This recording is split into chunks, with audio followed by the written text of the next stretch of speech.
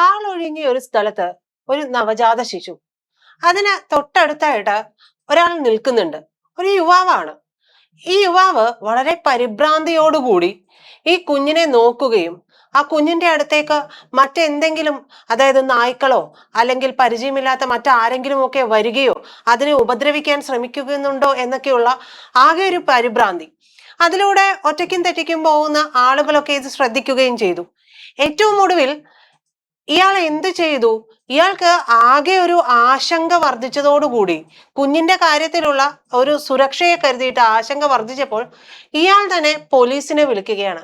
എന്നിട്ട് പറഞ്ഞു, സാർ, ഇവിടെ ഒരു നവജാത ശിശു കിടക്കുന്നുണ്ട്. ഞാൻ ഈ ശിശുവിനെ കണ്ടിട്ട്, ഈ കുഞ്ഞിനെ കണ്ടിട്ട് ഇവിടെ നിന്നതാണ്.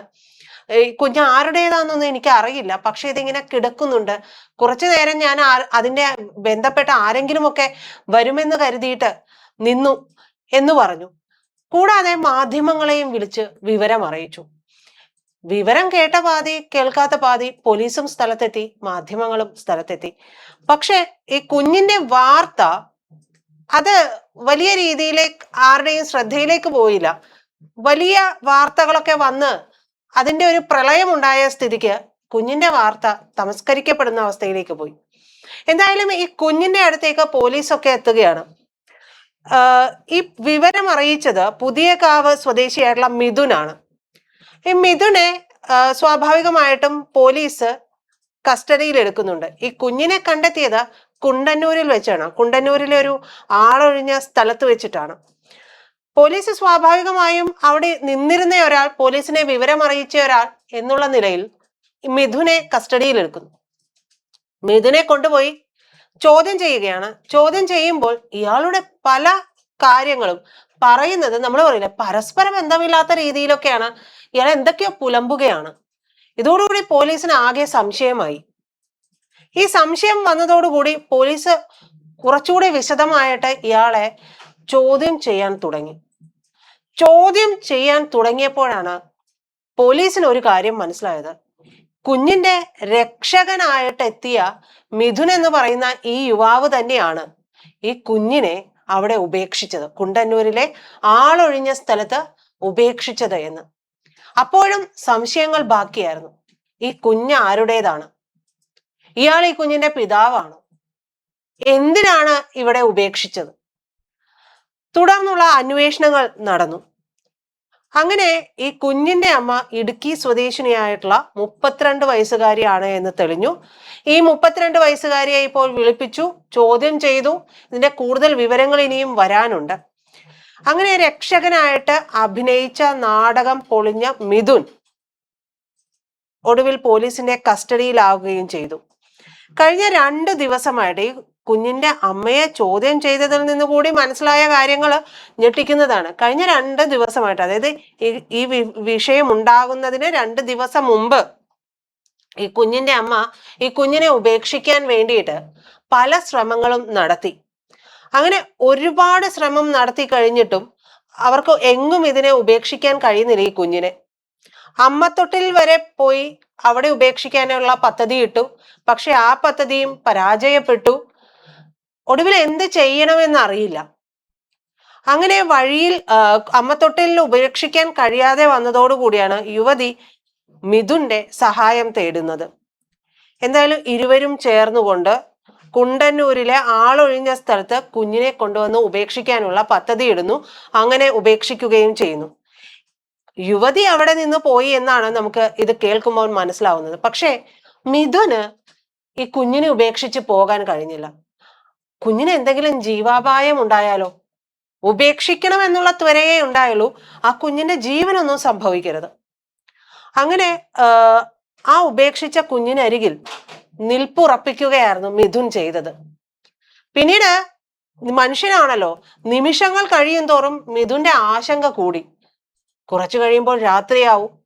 രാത്രിയായി കഴിഞ്ഞാൽ ഈ കുഞ്ഞിന്റെ കാര്യം എന്ത് ചെയ്യും? ഒരുപക്ഷെ ആൾ ഇതൊക്കെ ചിന്തിച്ചിട്ടുണ്ടാകാം. ഒരു ക്രൂര കൃത്യത്തിന് കൂട്ടുനിന്നയാളാണ് മിഥുൻ.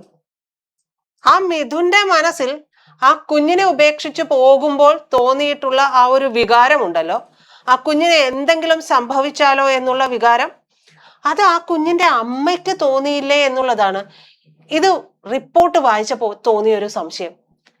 എന്തുകൊണ്ടായിരിക്കാം ആ കുഞ്ഞിനെ ഉപേക്ഷിച്ചു പോകാൻ അവർക്ക് കഴിയാതിരുന്നത്? ഒടുവിൽ വീണ്ടും ഈ യുവതിയെ വിളിച്ച് ചോദ്യം ചെയ്യുന്നു. പോലീസിന് വലിയ സംശയങ്ങൾ ഉണ്ടാകുന്നു. ഈ മിഥുൻ തന്നെയാണോ ഈ കുഞ്ഞിന്റെ പിതാവ്? അല്ലെങ്കിൽ പിന്നെ എങ്ങനെയാണ് ഈ കുഞ്ഞിനെ ഉപേക്ഷിക്കാനായിട്ട് ഈ യുവതിക്കൊപ്പം കൂട്ടുനിൽക്കുന്നത്? അങ്ങനെ ഒരുപാട് ചോദ്യങ്ങൾ. ഈ ചോദ്യങ്ങൾക്കൊന്നും ഉത്തരം കിട്ടുന്നില്ല. വീണ്ടും ഈ യുവതിയെ വിളിപ്പിച്ചിരിക്കുകയാണ് എന്നുള്ളതാണ് നമുക്ക് ലഭിക്കുന്ന വിവരം. എന്തായാലും ഈ മിഥുൻ അല്ല കുഞ്ഞിന്റെ പിതാവ് എന്ന് സ്ഥിരീകരിച്ചു ഒടുവിൽ പോലീസ്. അപ്പോഴും മനസ്സിലാവാത്ത കാര്യമാണ്, ഈ കുഞ്ഞിന്റെ പിതാവ് ആര്? ഈ കുഞ്ഞിനെ ഇടുക്കിയിൽ നിന്ന് ഇവിടെ വരെ കൊണ്ടുവന്നതാര്? കുഞ്ഞിന്റെ പിതാവിനെ തിരിച്ചറിഞ്ഞിട്ടുണ്ടോ? ഇനി അത് രഹസ്യമാക്കി വെച്ചിരിക്കുകയാണോ? മിഥുൻ എന്ന് പറയുന്ന യുവാവുമായിട്ട് ഈ യുവതിക്കുണ്ടായിരുന്ന ബന്ധം എന്താണ്? ഇതിനെല്ലാം ഉത്തരം കണ്ടെത്തേണ്ടതുണ്ട്.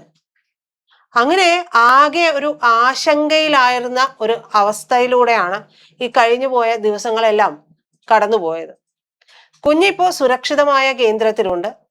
കുഞ്ഞിനെ സുരക്ഷിതമാക്കി വെക്കുകയും ഒക്കെ ചെയ്തിട്ടുണ്ട്.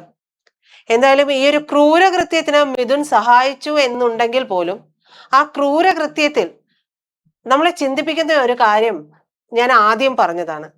കുഞ്ഞിന്റെ അമ്മയ്ക്ക് പലവിധ കാരണങ്ങൾ ഉണ്ടായിട്ടുണ്ടാകാം കുഞ്ഞിനെ ഉപേക്ഷിച്ചു പോകാൻ. പക്ഷെ ആ ക്രൂരകൃത്യത്തിന് കൂട്ടുനിന്ന മിഥുന് ആ കുഞ്ഞിനെ പെരുവഴിയിൽ ഉപേക്ഷിച്ചു പോകുമ്പോൾ അതിന് ജീവാപായം ഉണ്ടാകുമോ എന്നുള്ള ഒരു ചിന്ത വന്നല്ലോ. എവിടെയോ ഒരു മനുഷ്യത്വം സ്പാർക്ക് ചെയ്തോ? ഈ ചെയ്തു പോയ ക്രൂരകൃത്യത്തിനെ ന്യായീകരിക്കുകയോ വെള്ളപൂശുകയോ ഒന്നുമല്ല ചെയ്തത്. ഇങ്ങനെ ഒരു കാര്യം കൂടി നമ്മൾ ചിന്തിച്ചു പോയില്ലേ? ഇങ്ങനെ ഇത്തരത്തിലുള്ള വാർത്തകൾ കൊണ്ട് നിറഞ്ഞിരിക്കുകയാണ് നമ്മുടെ സമൂഹം. യുവതിയോട് എന്തായാലും സ്റ്റേഷനിൽ ഹാജരാകാനും ഒക്കെ നിർദ്ദേശിച്ചു. വീണ്ടും ചോദ്യം ചെയ്യൽ നടക്കുകയാണ്. നിലവിൽ കുഞ്ഞിപ്പോ ആശുപത്രിയിൽ സുരക്ഷിതമായിട്ടിരിക്കുകയാണ്. എന്തായാലും ഈ ഒരു ക്രൂരകൃത്യമായതുകൊണ്ട് പിഞ്ചു കുഞ്ഞിനെ ഉപേക്ഷിച്ച നടപടി ആയതുകൊണ്ട് തന്നെ നിയമ നടപടികളുമായിട്ട് മുന്നോട്ട് പോകാനാണ് പോലീസിന്റെയും തീരുമാനം. അപ്പോൾ ഈ സംഭവത്തിൽ മറ്റാർക്കെങ്കിലും കൂടി പങ്കുണ്ടോ എന്നുള്ള ആശങ്കകളും ചോദ്യങ്ങളും ഒക്കെ ഉയരുന്നുണ്ട്. ഈ ഒരു ആശങ്ക നിലനിൽക്കുന്നതിനിടയിലാണ്, ഈ വിഷയം വന്ന് നിൽക്കുന്നതിനിടയിലാണ് മറ്റൊരു വാർത്ത നമ്മുടെ മുന്നിലേക്ക് വരുന്നത്. അത് തൃശൂർ നഗരത്തിലെ ലോഡ്ജ് മുറിയിൽ യുവതിയും നവജാത ശിശുവും മരിച്ച നിലയിൽ കണ്ടെത്തിയിരിക്കുന്നു. ഇതും നമ്മളെ ഏറെ ചിന്തിപ്പിക്കുന്ന ഒരു കാര്യമാണ്. പ്രസവത്തെ തുടർന്നുണ്ടായ ആരോഗ്യ പ്രശ്നങ്ങളാണ് മരണകാരണമെന്നാണ് പോലീസിന്റെ പ്രാഥമിക നിരീക്ഷണമായിട്ട് പറയുന്നത് എന്നുണ്ടെങ്കിൽ ഇതിൽ മറ്റൊരു ചില ദുരൂഹതകൾ കൂടി വരുന്നുണ്ട്. കാരണം കഴിഞ്ഞ ജൂൺ 27-ാം തീയതി ഈ 27-ാം തീയതി ഉച്ചയ്ക്ക് 2:30 കൂടിയാണ് ജ്യോതി എന്ന് പറയുന്ന ഈ യുവതി തൃശൂർ നഗരത്തിലെ ലോഡ്ജിലെത്തി 108-ാം നമ്പർ മുറിയെടുക്കുന്നത്. നഗരത്തിലെ ഒരു ഓട്ടോ ഡ്രൈവറാണ് ഈ യുവതിയെ ഇവിടെ എത്തിച്ചതും. ലോഡ്ജ് ജീവനക്കാർക്ക് ഈ ഓട്ടോ ഡ്രൈവറെ നേരത്തെ തന്നെ പരിചയമുണ്ടായിരുന്നു എന്നുള്ളതാണ് പറയപ്പെടുന്നത്. എന്നാൽ മുറിയെടുക്കുന്ന സമയത്ത് ഈ യുവതി ഗർഭിണിയായിരുന്നു എന്നുള്ളതൊന്നും തങ്ങൾക്ക് അറിയില്ല എന്നും ഈ ലോഡ്ജുകാർ പറയുന്നുണ്ട്. അങ്ങനെയാണ് ലോഡ്ജ് ജീവനക്കാർ പോലീസിന് നൽകിയിരിക്കുന്ന മൊഴിയും. മുറിയെടുത്തതിന് ശേഷം യുവതിയെ ഫോണിൽ വിളിച്ചിട്ട് കിട്ടാതായതോടു കൂടി സുഹൃത്തായിട്ടുള്ള ഓട്ടോ ഡ്രൈവർ ലോഡ്ജിൽ അന്വേഷിച്ചെത്തുകയാണ്. ഇയാൾ എത്തി മുറിയിൽ ഒരുപാട് തവണ തട്ടി വിളിച്ചു എന്നാണ് പറയുന്നത്. ഈ തട്ടി വിളിച്ചിട്ടൊന്നും മുറി തുറക്കാതായതോടുകൂടി ലോഡ്ജ് അധികൃതരെയും പോലീസിനെയും ഒക്കെ വിവരം അറിയിച്ചു. തുടർന്ന് പോലീസും അഗ്നിരക്ഷാ സേനയും കൂടി സ്ഥലത്തെത്തിയിട്ടാണ് അകത്ത് നിന്ന് കുറ്റിയിട്ട നിലയിലായിരുന്ന വാതിൽ തകർത്ത് അല്ലെങ്കിൽ ബലം പ്രയോഗിച്ച് അകത്ത് കടക്കുന്നത്. അപ്പോഴാണ് ജ്യോതിയെയും കുഞ്ഞിനെയും മുറിക്കുള്ളിൽ മരിച്ച നിലയിൽ കണ്ടെത്തുന്നത്. അപ്പൊ മുറിക്കുള്ളിൽ തന്നെ ഈ പ്രസവം നടന്നിട്ടുണ്ടാകാനും അതിനെ തുടർന്നുണ്ടായിട്ടുള്ള രക്തസ്രാവമായിരിക്കാം, അല്ലെങ്കിൽ അത് തുടർന്നുണ്ടായിട്ടുള്ള ആരോഗ്യ കാരണങ്ങളായിരിക്കാം യുവതിയുടെ മരണത്തിന് പിന്നിൽ എന്നുള്ളതാണ് പോലീസിന്റെ ഒരു പ്രാഥമിക നിഗമനം.